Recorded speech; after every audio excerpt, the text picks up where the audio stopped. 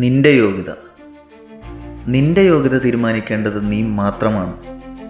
നിന്റെ യോഗ്യതകളോ നിന്റെ കഴിവുകളോ അളക്കാനുള്ള ഒരു ത്രാസും ഒരു വ്യക്തിയുടെയും കയ്യിലില്ല.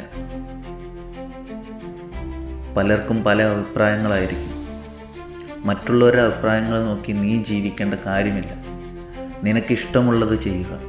നിനക്ക് മുന്നോട്ട് പോകാൻ ഏത് പാത തിരഞ്ഞെടുക്കണമെന്നുള്ളത് നിൻ്റെ മാത്രം തീരുമാനങ്ങളാണ്. അതിൽ നീ കഴിവുള്ളവനാണോ, നീ കഴിവ് കെട്ടവനാണോ, നിനക്ക് ബുദ്ധിയില്ലാത്തവനാണോ, നിനക്ക് വിവരമില്ലാത്തവനാണോ എന്നൊന്നും നീ ചിന്തിക്കണ്ട.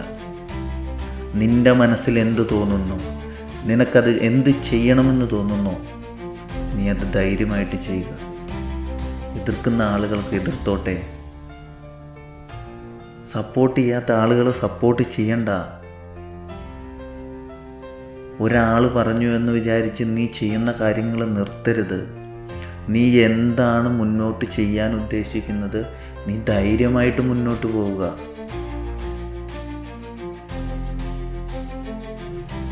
ഒരു പ്രതിസന്ധികളും നീ കാര്യമാക്കണ്ട.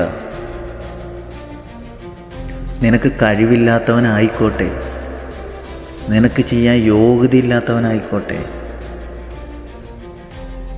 അതിൻ്റെ കണക്കുകൂട്ടലൊന്നും മറ്റാളുകളല്ല ചെയ്യേണ്ടത്.